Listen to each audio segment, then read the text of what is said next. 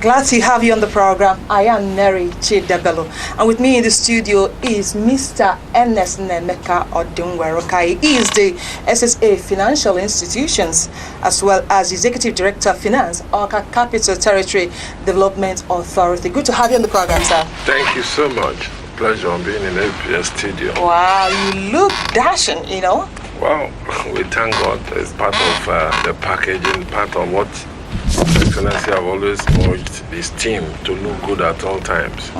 You look good. I must compliment you. Thank you so much. Good to have you on the program once again. I appreciate it. Okay, first let's get to know you. Who is Mr. Ernest Nnaemeka Adinweruka, and what was your journey to your current status like?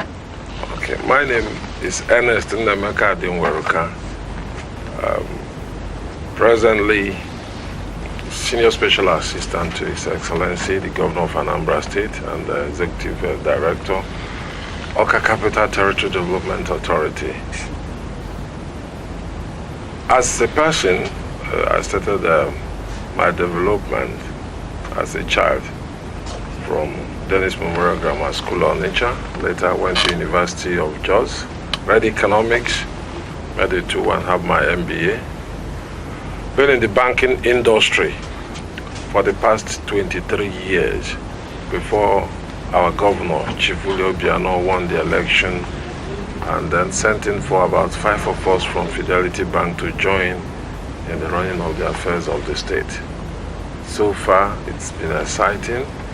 For me, one of the greatest things I've learned in this government is that not just working in private sector, but working in public sector exposes one to another sphere of life, and it's really challenging and it's very interesting. So I can say in a nutshell that I'm happy to be in Anambra State. I'm happy to serve in the state, and I'll continue to serve the good people of Anambra State. Wow, that's a good background you have there.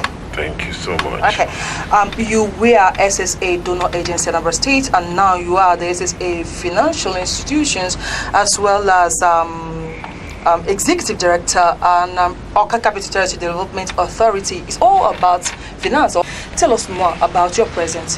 When His Excellency, when the Governor of Anambra State, Chief Willie Obiano, took over, he looked at what was being done in the past and tried to see if there will be great innovation or creative ways of driving new businesses. In the past, what we had more of was MDG, Millennium Development Goal projects. The governor felt that though we had donor agency, that it should be more or less development partners, people that will be coming to Anambra State to assist in developing Anambra State by maybe contributing their own quota.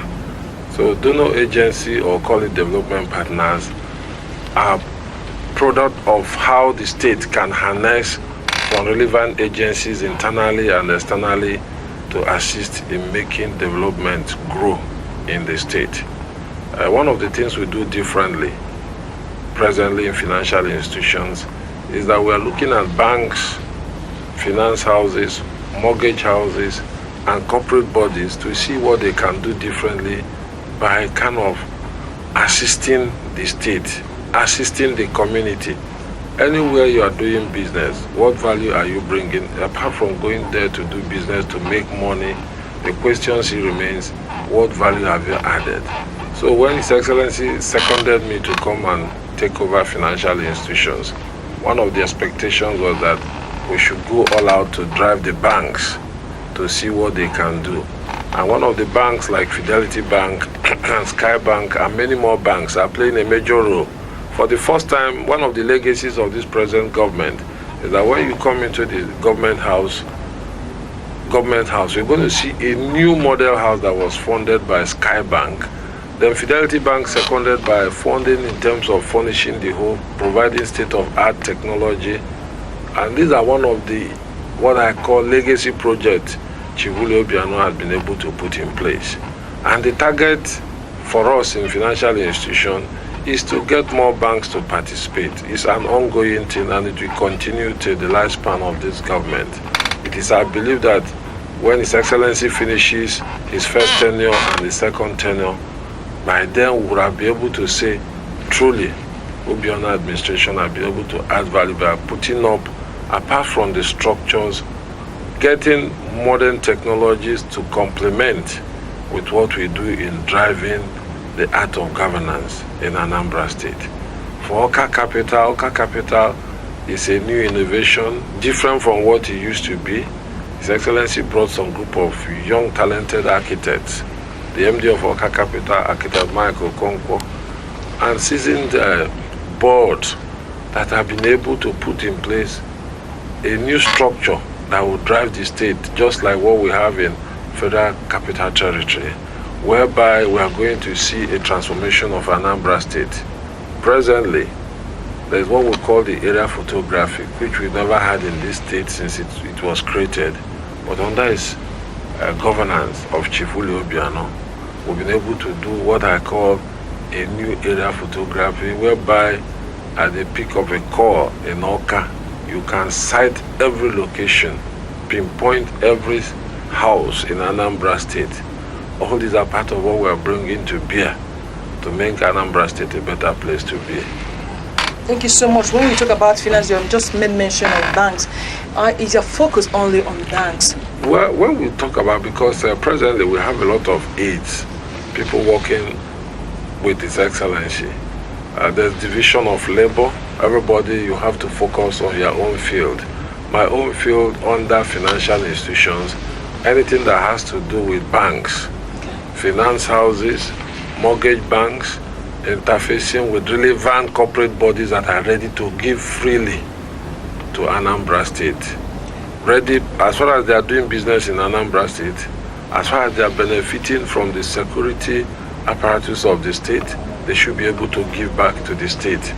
So driving them to put on what I call this corporate social responsibility is like paying back to the society, paying back to the state, paying back to the people that are working for them, so that everybody will benefit. Okay, now looking at the capital territory, Awka, today, how far do you think it has gone in terms of, it has grown since the inception of the administration of Governor Willie Obiano, infrastructure-wise? Well, first and foremost, the records are there. When you look at the past, you look at the present. When Chief Willie Obiano took over 17th March 2014, if you are coming in from Enugu to Awka, Awka looks like more or less a glorified state capital. I can say it with my same word today, with the coming of His Excellency, Awka has been transformed. And one of the philosophies of his government is that he said it plainly that he wants Awka to look like the Dubai of the 21st century. Dubai, when you look at the history of how Dubai was transformed, Dubai was more or less a desert that was later transformed. His Excellency has it that he believes that within 8 years of his administration, anybody that will look at Awka when he took over, and as at the time his predecessor were there, he will be able to now say the difference. So I can tell you offhand that there have been a major infrastructural development in terms of the good roads that are being developed. At least for the first time, we are seeing a model of lightning that is coming up, what he calls Viam effect. If you're entering from Amansi, getting to Government House, you're going to see in the night a lightning city that showcases that there's a new beginning. Then from there you move down towards Amobia. It's a stretch which His Excellency did because he believes that Awka must have a new facelift. So if you enter Awka now, you'll be able to say, okay, there's light beaming into Awka. But apart from that, there has been a kind of change. As I speak to you, he has ordered the MD CEO of Awka Capital to ensure that the wire mesh is automatically installed on the express, because most time people run across. So just to mitigate frequency of people running across the major express road, and for them to follow a dedicated pathway for them to cross. But to answer your question in a brief moment, take it in terms of the pricing of properties on those axes. Properties that were sold at about 10 million today goes to about 20 million. What does that tell you? It tells you that there's a new development. There's new roads that are being opened. New construction work is being done. If you come to Doka, you are going to see a series of major remodeling of the roads. Ngozika, the same thing. So I think the coming of His Excellency has brought light to Awka. I stand here to say it, and I'll say it all over again. The coming of Chibuli Obiano and the art of governing Anambra State have transformed Awka. And this is just the beginning. Because by the time he finishes the first tenure, Awka must have moved to the next level. And by the grace of God, as he takes up with the second tenure, we are going to see Awka competing favorably with Lagos. He once joked that he wants to see our people, Akuluono, come back and invest in Anambra State. And by the time our people start bringing in their money in and start building the necessary bricks and mortar if need to be, I think Anambra State will be a place worthy to stay and do more businesses and welcome more people to come and stay and see why our people are very hospitable. Okay, do you have any news in terms of restoring borehole, pipe-borne waters back to Awka and maybe the whole of Anambra State? Well, I can say the one I'm very much sure, because one of the things His Excellency have done in the past couple of about 2 months ago, he ordered the commissioner in charge of public utilities and water resources to come up with a list of all boreholes that were not functioning. And as I speak, the commissioner has marshaled out the list, community by community, and then made necessary inputs to enable the implementation of, to mobilize the contractors to move on to reticulate any outstanding. So what I can say in a nutshell is that it's an ongoing project. All boreholes that were awarded in the past that are not functioning, they are being rectified, and new ones where they are not are being given a kind of facelift for people to have water. That is one. Then on its water scheme is ongoing. The state have just signed an MOU, which we expect that very soon Onitsha will bounce back in the time of Jim Wobodo, when we used to have water. I can assure you, before His Excellency leaves, the water in Onitsha will run again, because as we are talking now, the contractors are on the site trying to ensure that old outdated pipes are replaced, and then they are going to do test run. So I can say in the next 6 months we'll be hearing the good news about water in Onitsha. Okay, let's keep our fingers crossed on that. Okay. Now, we have talked about infrastructure development so far in Awka and Anambra State as a whole. What about investments? What's going on in the investment sector? Well, one of the things, because His Excellency always talk about building on structures, establishing institutions that will outlive him. He wants to put on what I call signature projects. And one of those signature projects is more or less ANSIPA. ANSIPA is more or less an arm of investment, whereby His Excellency seconded a seasoned banker to come and head that team. And what they've done differently is that they've been attracting foreign investors, local investors, to come down to Anambra State and invest. More or less the model of Akuluono, whereby our people are going all out to get their business partners in diaspora to come back to Anambra State and invest. The quantum of investment in Anambra State, as our last count, has grown in excess of close to about $4 to $10 million, to be moderate. As I speak to you, Anambra State is a major rice producing state. It's under the watch of His Excellency that agriculture was taken to the next level and more people are investing in agriculture. Today, as we speak, the son of Anambra State, based in the United States of America, in a town called Omochukwu, came and built a massive complex which His Excellency commissioned to be used by the judiciary, well furnished. It's under the watch of His Excellency, used through ANSIPA, that we've seen a lot of companies. If you are going to Ibadan, there's a major factory that is being built in that location basically to recruit in the Anambra, to harness on the agricultural levels of that area and get people to work. So there are many factories, there are many companies that are being opened. It's a question of time. Like I mentioned, 6 months, where you are going to be hearing that His Excellency is about opening formally X and Y company, and they've invested in terms of getting our people to work, training our people to know what happens in Anambra State, know how they can be relevant to themselves, at least for them to be self-sufficient. I would like to end here by saying recently about 5,000 youths were recently trained in Mbako, and the essence of those training was the vocational training, where good people of Anambra State have been encouraged to learn one art or the other so that they can stand on their own. The country is in recession now, and Anambra State government, led by Chief Willie Obiano, has managed to improve the state and pay workers as when due. I would like to know, what's the magic wand he's using to do this so far?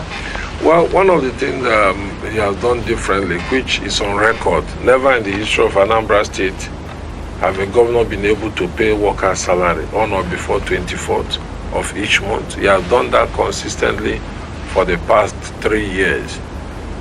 One thing I can tell you is based on the experience His Excellency had in the banking industry as a chartered accountant, fellow of Chartered Institute of FCA. Chief Willie Obiano has always set targets for himself. He likes working ahead of time. One of the things he has done differently was that when he came into office, he tried to identify those areas where there were leakages and try to see how we can mitigate against those leakages. Secondly, the people of Anambra State, some good people of Anambra, majority, have been paying their relevant taxes and levies, but some are yet to pay. The drive is there because the structures are being put in place. The Anambra State Board of the Revenue, led by Mr. Achike Mejulu, have been driving relevant corporate bodies and individuals that are owing the state to come and pay up. Recently, there was a case of some banks that got judgment, and immediately they decided that we are about coming to close down. They paid their relevant taxes to the state. The thing there is that the will and the zeal is there. The secret behind all this is that His Excellency have been able to dissect all key performance indicators in generating revenue. So it takes each line one by one, making sure that will drive those key lines. And when you look at these lines, these were lines that were never thought about. Anambra State collection system is being modernized. And when these things are modernized, collection will not be by going to pay by cash. POS have been introduced. It's an ongoing project where we are test running in Onitsha, Nnewi, and other cities.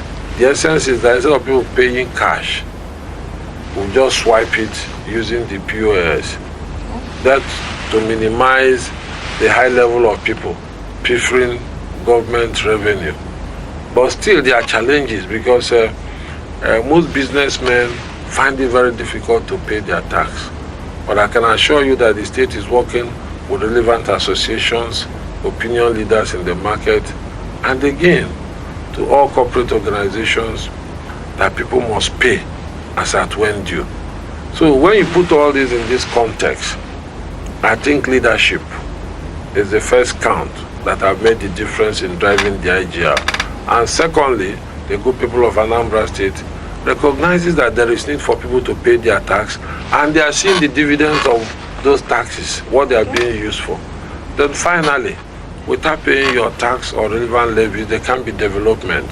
You can't say your roads are bad or the schools are not well funded when people are not paying their tax. I'm using this medium to appeal to good people of Anambra State that we must pay our relevant taxes and levies to the state so that the state can deliver on the dividends of democracy. In Lagos State, the IGR is close to about 35 billion. Anambra State can do up to 5 billion if the good people of Anambra State pay their taxes. And if we want development, government cannot do it alone. And that is where we must, at all point in time, know that it is our civic responsibility as good people that we must pay our tax. It's not just civil servants, because it's very easy to collect from civil servants. What of those big-time businessmen in main market, in Nnewi, in Oka, or in any areas of businesses? Have we paid our taxes? If the answer is no, the big brother is watching. The Anambra State government is watching. The internal revenue arm of government is watching. There can never be an escape route. It is very compulsory. And I believe that we must cooperate and do the right thing at the right time so that Anambra State will move to a higher level.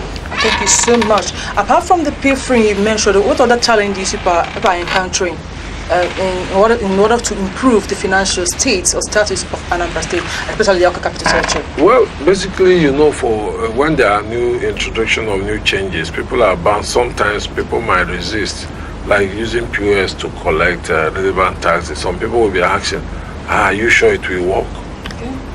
But over time, people are buying it. Then again, for me, it's people's thing. Where the leader leads by example, other people must emulate. Okay. A lot of people are being trained to go all out and drive the IGR of the state.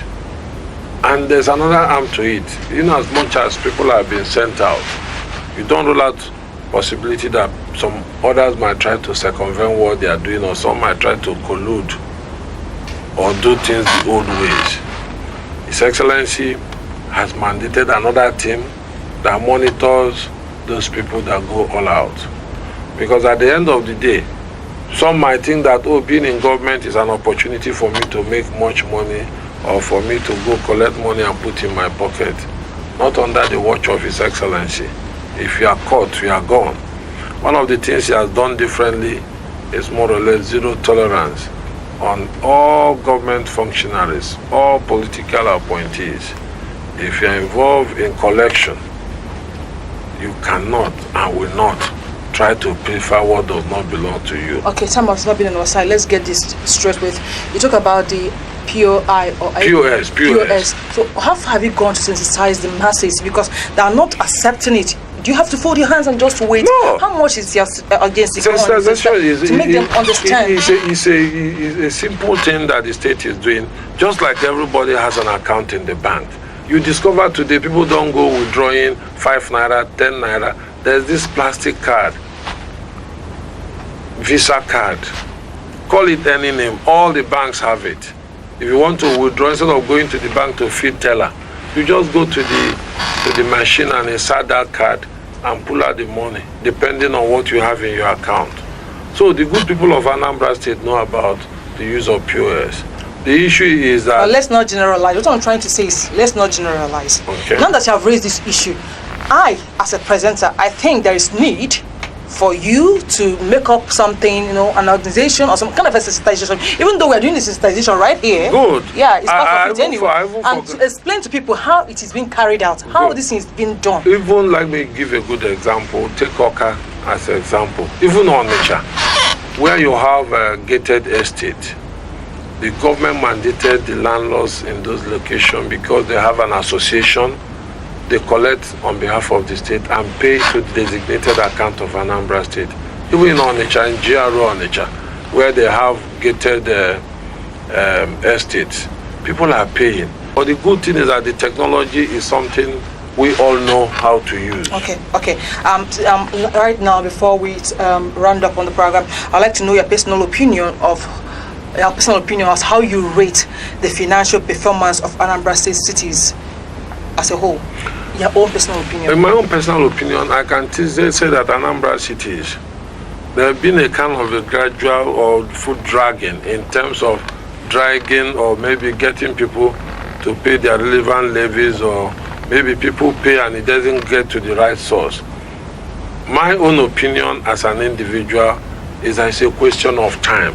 Once the good people of those relevant cities like Onitsha and Nnewi know that once they pay, that this money will be used to set up relevant infrastructures they need to do their businesses, why not they will pay? The vision the governor have, and which is happening, is that Oka in less than 10 years, 20 years, should begin to wear the outlook of Dubai of Africa. Okay, before we call it a day on the program, let's have your last remarks, sir. Well, first and foremost, I want to thank the management of ABS for giving me opportunity to come and share one or two information. Anambra State is a great state, and it will continue to be great, the light of the nation.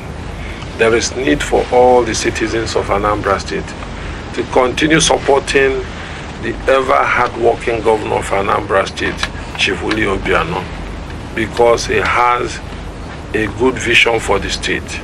On that beautiful note, we draw the curtain to this edition of the program on the edge, and it's been with Mr. Ernest Nnaemeka Adinweruka, the Present Executive Director, Finance, Oka Capital Territory Development Authority, as well as the SSA Financial Institution, Anambra State. Thank you so much, sir, for giving us the time. I appreciate and I thank you so much for this wonderful time. Thank you so much for honoring my invitation. That's been On the Edge with me, your presenter, producer, Mary Chidebe. Thanking you so much for staying tuned. See you same time, same station next week. Bye-bye for now. Thank you.